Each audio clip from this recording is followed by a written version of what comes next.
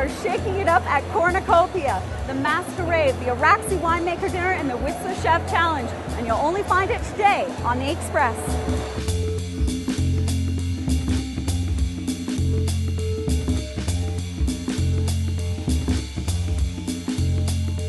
Finally, we're going to have the opportunity to have a Barolo with the truffle course. Okay. Coming up, we uncork everything Cornucopia, starting at Araxi, where the spotlight shifted from plates to pouring.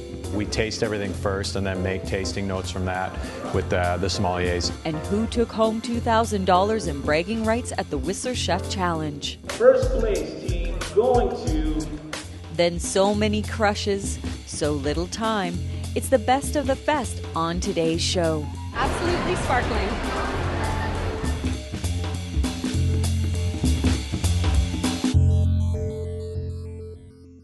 Welcome to the Express on Shaw TV. I'm your Sea to Sky host, Nicole Fitzgerald. Cornucopia, Whistler's biggest food and wine festival. We're going to be swishing and swirling our way through Crush, the infamous Masquerade, the Whistler Chef Challenge, and Winemaker Dinners. Food and wine, they go together like Anthony and Cleopatra, the Eiffel Tower in Paris, and Bordello and truffles. Perfect. So the Chiarlo Barolo, finally we're going to have the opportunity to have a Barolo with the truffle course. Okay. I'm really excited about that. I wanted to showcase wines that I have a long relationship with and wines that we're going to show incredibly well with James's food. I got to get a little more kind of acidity in the sauce and so on, Right. because it came out kind of flat. Yeah. Wine director Samantha Rand and executive chef James Walt revised the final 8-course menu for Araxi's big guns, icons of the wine world Winemaker Dinner at Cornucopia. We've been waiting for this for years. It's going to be amazing. Normally, food planning comes first, then wines are chosen as a supporting role. But tonight, the pecking order is reversed for the dinner celebrating Araxi's 30th anniversary. These Dionysus beauties are the evening's leading ladies, true divas in label but not in temper. The wine is the starting point. When I'm choosing the wines, I always have something in mind of things that James is really great at, dishes that he's going to want to showcase. We wanted to make sure that we had a couple of spectacular whites to pair with some dishes he wants to do. Araxi's most ambitious dinner yet. Planning began a year ago with wine secured in July before European wineries closed down for summer holidays. Her 5th Cornucopia Winemaker Dinner, Rand was a seasoned veteran when handpicking wines from every corner of the globe. They all have a story. One of the most important things for me was to be able to finally include a really great Riesling in the wine I'm really passionate about. And we selected a producer that we've worked with extensively here at Araxi and that I've worked with throughout my career, which is St. Urban's Hof. They've been in the game for almost a century now. This was a premiere performance for this Riesling starlet. Normally, Winemaker Dinner playbells are packed with showy, robust reds. But a few whites opened the oven door to courses, something that was discussed 2 months ago when the wines arrived and sommelier handed over the reins to chef. We taste everything first and then make tasting notes from that with the sommeliers and so on at the restaurant, and we gather that information. And then from that, then I start building a menu. So then we'll build a menu and then we'll do another tasting with what I think the food should be, and then we'll taste it again.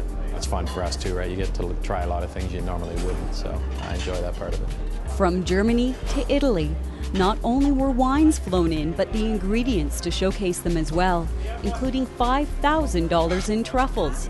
Regions dictated what was poured and plated.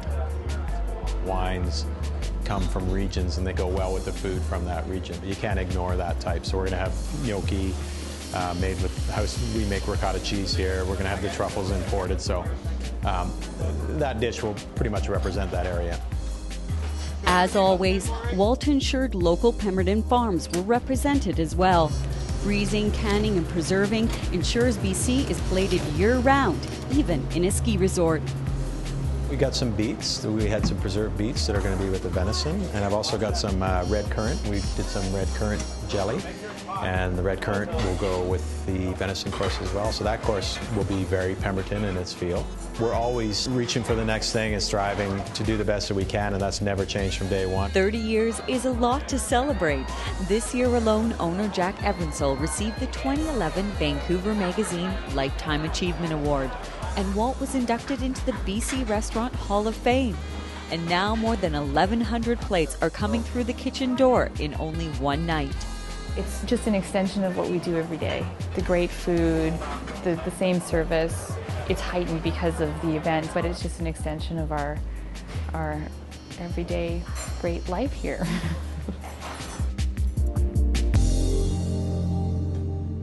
Until the end of November, Araxi is celebrating their 30th anniversary with a $30 5-course dinner. When the restaurant first opened in 1981, there were only 4 other restaurants in Whistler. Now we have 120 plus. Many are on display tonight, so let's grab a glass and explore.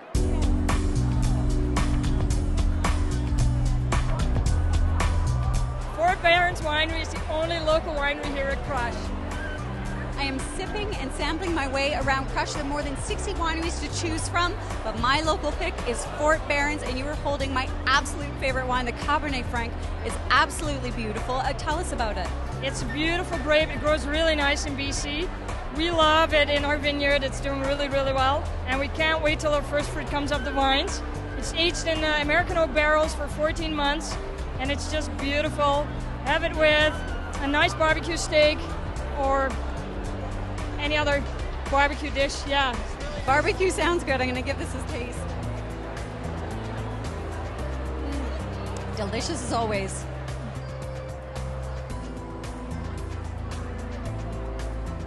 The best of BC is being showcased here at Crush. We started in Lillooet, and now we're traveling to the Okanagan, to Blue Mountain, and I think I'm ready to try a little bit of sparkling. What do you have here? This is our Gold Label Brut. It's our flagship sparkling wine, and it's made in the Method Traditionnel style. It's which means it's made essentially the exact same way as champagne is made in France. It's made with about 2/3 Pinot Noir, 1/3 Chardonnay, and our house style is always we add a little touch of Pinot Gris in there as well. So there's about 3% Pinot Gris. And everything in here is BC, right? Everything is 100% BC. It's actually 100% from our estate. So we grow all our own grapes, we hand harvest all our own fruit, and everything is made entirely on site. Absolutely sparkling.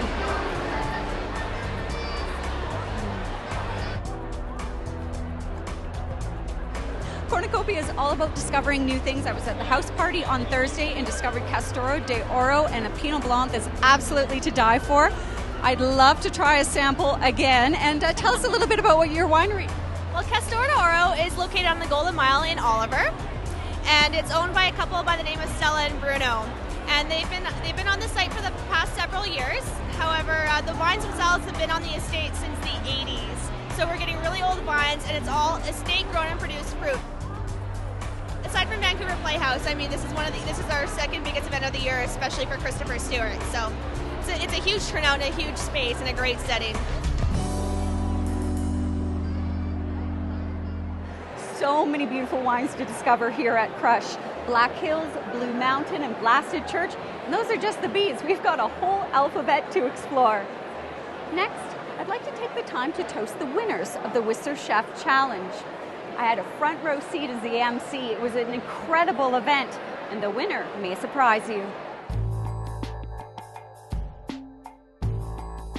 45 minutes, 3 courses, and 1 secret ingredient. These are the components that make up the Cornucopia Chef's Challenge. And with local rivalry heating up the competition, will the knives stay in the kitchen at this year's event? Well, I mean, we're going heads up with Araxi, so they're going to be our immediate competition. But, you know, Whistler's got a lot of great chefs. You know, it's going to be equally as tough with every group here. Chef de partie Clayton Beadle heads up the Four Seasons team. He's a former Top Chef Canada contestant, so he should feel right at home on the Viking stage, while other teams are new to the pressure cooker environment. It's very exciting. It was also very nerve-wracking. We did a few, practices and stuff. So actually to be here was really exciting, and just knowing who our competition is. Whistler's really small, so We knew it was going to be tough. It's really exciting to see what people are going to come up with, you know, breeding that energy, the challenge, the time constraints. It's really neat to see what people can create in that sort of on-the-fly style cooking.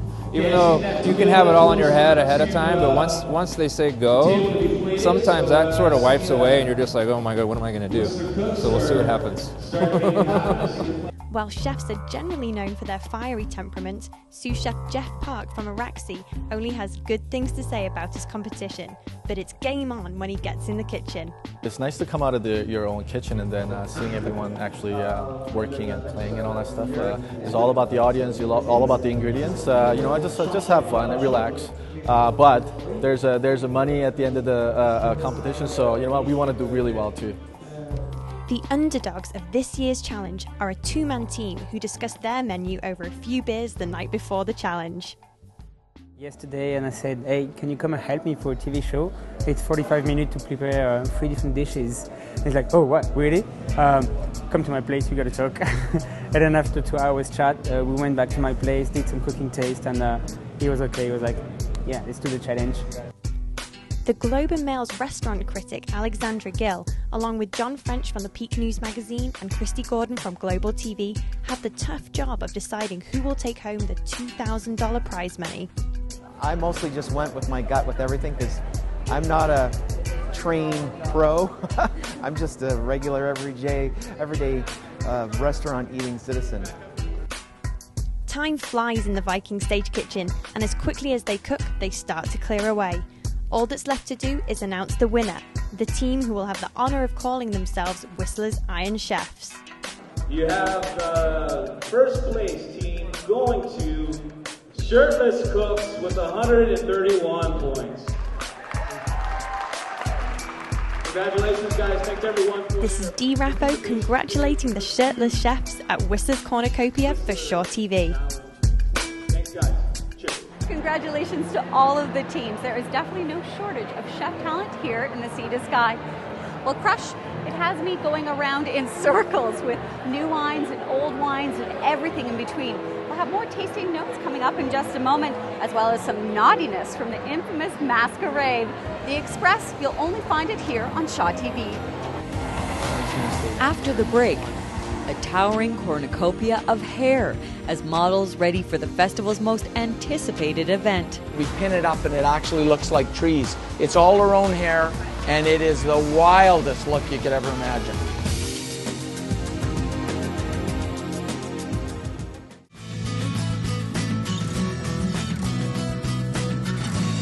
Nicole Fitzgerald's wardrobe by Peak Performance, hairstyling by The Loft Salon, and makeup by Beauty Mart. POV camera courtesy of Contour. While filming on the mountain, parking provided by Fire Rock Lounge. Join Mona Mansour on Pacific Center's West Coast Style as she examines the ethos of what we wear. West Coast Style reflects a love of nature, travel, and adventure. Pacific Center's West Coast Style, exclusively on Shaw TV. Welcome back to Cornucopia. You're watching The Express, and you'll only find it here on Shaw TV. The Masquerade. Everyone's been talking about it. The body-painted women, the nude ice sculptures, and Cirque du Soleil. But this masked adventure begins at the Loft Salon.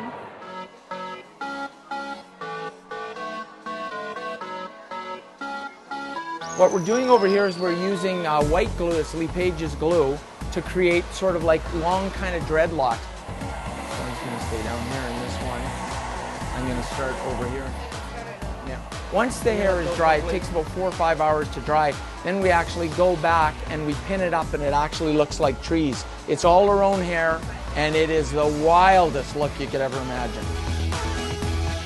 This is for the Masquerade.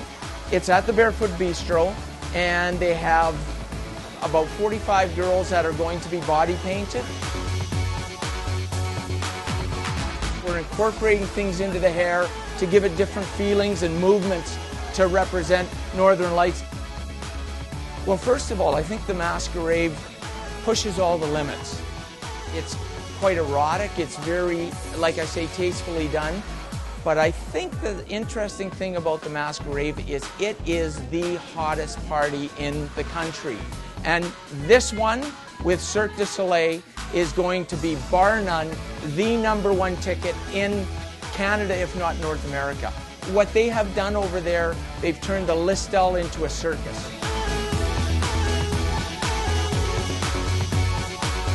Anybody that misses it has really missed a private Cirque du Soleil show and probably the party of the century. Andre St. Jacques, Whistler's own Mad Hatter at the Barefoot Bistro, certainly knows how to throw a party. It's been an incredible festival.